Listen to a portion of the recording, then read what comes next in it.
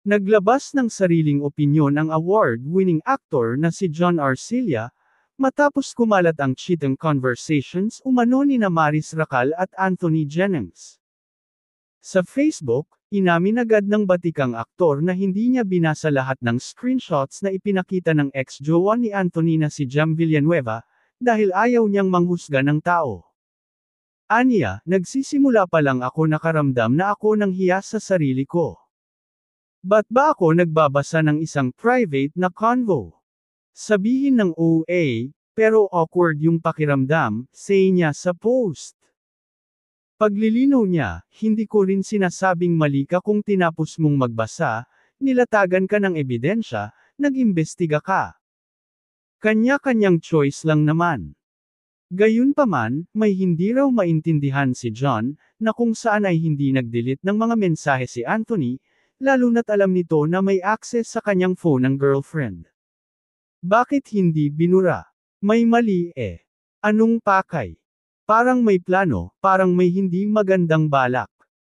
Patuloy ni John, lahat naman tayo dumaan sa pagkabinata, pero hindi ko makuha na habang may tino-torture kang girlfriend, dahil binigyan mo naman ng access sa CP mo.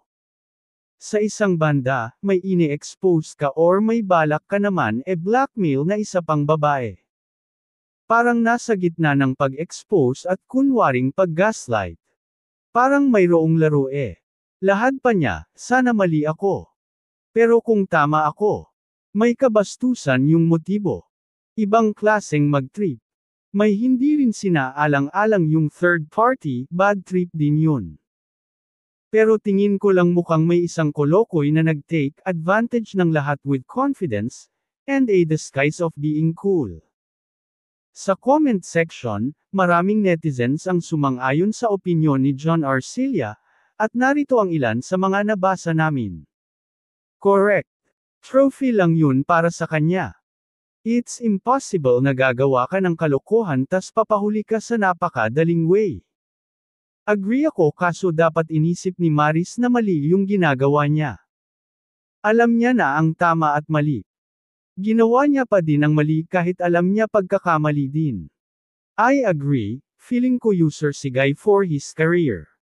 Sabi nga ni Christian Albert Gaza, hindi binura ni Guy dahil ipinagmamalaki niya, na nakabingwit siya ng artista. In short, trophy.